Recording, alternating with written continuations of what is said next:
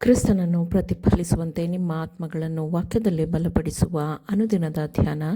ಇಂದಿನ ಧ್ಯಾನದ ಶೀರ್ಷಿಕೆ ನಮ್ಮ ಮಹಿಮಾಪೂರ್ಣ ಅಂತ್ಯದ ನೆಲೆ.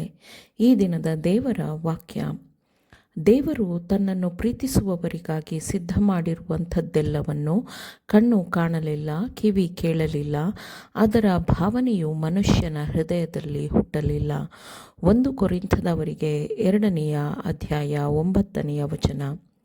ಸೈತಾನನಿಂದ ಅತಿ ಕೆಳಗೆ ತಳ್ಳಲ್ಪಟ್ಟು ಸೈತಾನನ ಗುಲಾಮರನ್ನಾಗಿ ಮಾಡಲ್ಪಟ್ಟ ಆತ್ಮಗಳು ದೇವರ ಮಕ್ಕಳಾಗಿರುವ ಮಹಿಮಾಪೂರ್ಣ ಸ್ವಾತಂತ್ರ್ಯವನ್ನು ಹಂಚಿಕೊಳ್ಳಬೇಕು ಎಂಬ ಕಾರಣಕ್ಕೆ ಸುವಾರ್ತೆಯ ಮೂಲಕ ಅವರನ್ನು ವಿಮೋಚನೆಗೊಳಿಸಬೇಕು.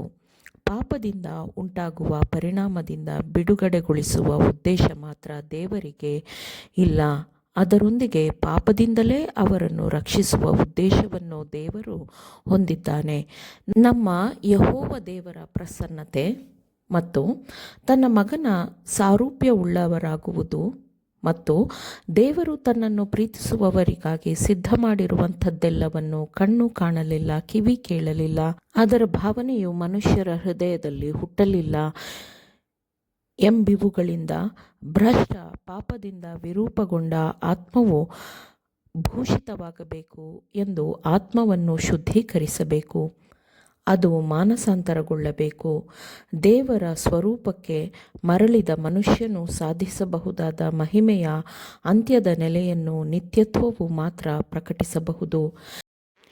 ಈ ಉನ್ನತವಾದ ಆದರ್ಶವನ್ನು, ಮಾದರಿಯನ್ನು ನಾವು ತಲುಪಬೇಕಾದರೆ ಆತ್ಮವನ್ನು ಎಡವಿ ಬೀಳದಂತೆ ಮಾಡುವ ಎಲ್ಲವನ್ನೂ ತ್ಯಜಿಸಬೇಕು. ಪಾಪವು ಇಚ್ಛೆಯ ಮೂಲಕವೇ ನಮ್ಮ ಮೇಲಿನ ತನ್ನ ಹಿಡಿತವನ್ನು ಉಳಿಸಿಕೊಳ್ಳುತ್ತದೆ, ಸಾಧಿಸಿಕೊಳ್ಳುತ್ತದೆ.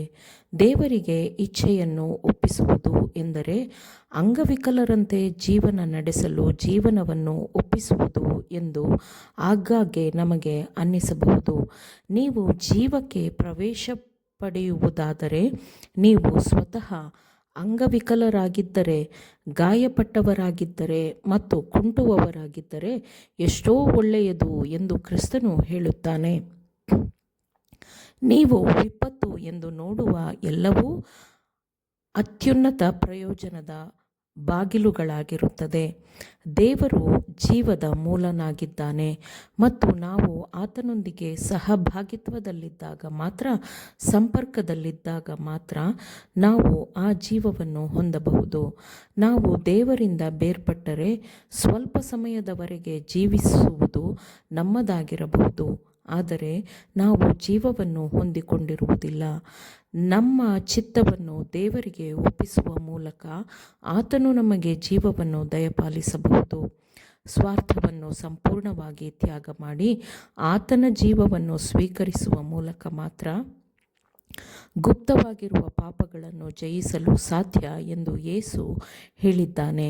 ನೀವು ಆ ಪಾಪಗಳನ್ನು ನಿಮ್ಮ ಹೃದಯಗಳಲ್ಲಿ ಹೂಳಿಟ್ಟಿರಬಹುದು, ಅವುಗಳನ್ನು ಮನುಷ್ಯರ ಕಣ್ಣುಗಳಿಂದ ಮರೆಮಾಡಿ ಇಟ್ಟಿರಬಹುದು, ಆದರೆ ನೀವು ದೇವರ ಸನ್ನಿಧಿಯಲ್ಲಿ ಹೇಗೆ ನಿಲ್ಲಲು ಸಾಧ್ಯ?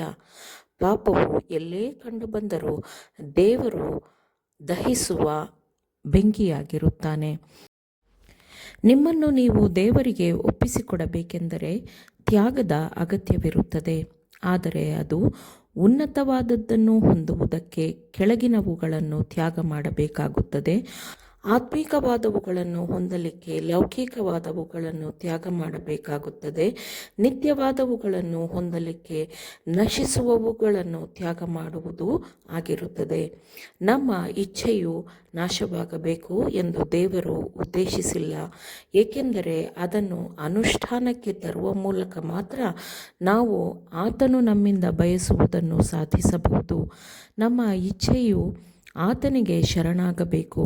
ಹೌದು, ಅದನ್ನು ಮತ್ತೆ ಸ್ವೀಕರಿಸುವಂತೆ, ಶುದ್ಧೀಕರಿಸಲ್ಪಡುವಂತೆ ನಮ್ಮ ಇಚ್ಛೆಯು ಆತನಿಗೆ ಶರಣಾಗಬೇಕು. ಮತ್ತು ಹೀಗೆ ಅವನು ನಮಗೆ ತನ್ನ ಪ್ರೀತಿ ಮತ್ತು ಶಕ್ತಿಯ ಆಶೀರ್ವಾದಗಳನ್ನು ಸುರಿಸುವಂತೆ ದೈವಿಕತೆಯೊಂದಿಗೆ ನಾವು ಕೃಪೆಯ ಸಂಪರ್ಕವನ್ನು ಹೊಂದಬಹುದು. ಪಾಪಿಗೆ ದಾರಿ ತಪ್ಪಿದವನಿಗೆ ಈ ಒಪ್ಪಿಸಿಕೊಡುವ ಪ್ರಕ್ರಿಯೆಯು ಹೃದಯಕ್ಕೆ ಎಷ್ಟೇ ಕಹಿ ಮತ್ತು ನೋವಿನಿಂದ ಕೂಡಿದ್ದರೂ ಅದು ನಿಮಗೆ ಹಿತಕರವಾಗಿರುತ್ತದೆ ಎಂದು ವಾಕ್ಯವು ಹೇಳುತ್ತದೆ. ವಾಗ್ದಾನದತ್ತ ಒಡಂಬಡಿಕೆಯ ದೇವದೂತನ ಎದೆಯ ಮೇಲೆ ನಿಶಕ್ತನಾಗಿ ಮತ್ತು ಅಸಹಾಯಕನಾಗಿ ಬೀಳುವವರೆಗೂ ಯಾಕೋಬನಿಗೆ ನಂಬಿಕೆಯನ್ನು ಜಯಿಸುವ ವಿಜಯದ ಬಗ್ಗೆ ತಿಳಿದಿರಲಿಲ್ಲ ಮತ್ತು ಅಲ್ಲಿಯವರೆಗೆ ಅವನು ದೇವರೊಂದಿಗಿದ್ದ ರಾಜಕುಮಾರ ಎಂಬ ಬಿರುದನ್ನು ಪಡೆದಿರಲಿಲ್ಲ. ಆಮೇನ್. ದೇವರ ವಾಕ್ಯಗಳನ್ನು ಶ್ರದ್ಧೆಯಿಂದ ಆಲಿಸುವವರು ಮಾತ್ರವೇ ಆಗಿರದೆ ಪಾಲಿಸುವವರೂ ಆಗಬೇಕೆಂದು ನಿಮ್ಮನ್ನು ಉತ್ತೇಜಿಸುತ್ತೇನೆ. ಪರಿಶುದ್ಧಾತ್ಮನ ಸಹಾಯದಿಂದ ಆಲಿಸಿದ ನಿಮ್ಮೆಲ್ಲರಿಗೂ ಧನ್ಯವಾದಗಳು. ಮತ್ತೆ ದೈನಂದಿನ ಧ್ಯಾನಕ್ಕಾಗಿ ನಾಳೆ ಸಂಧಿಸೋಣ. ಆಮೇನ್.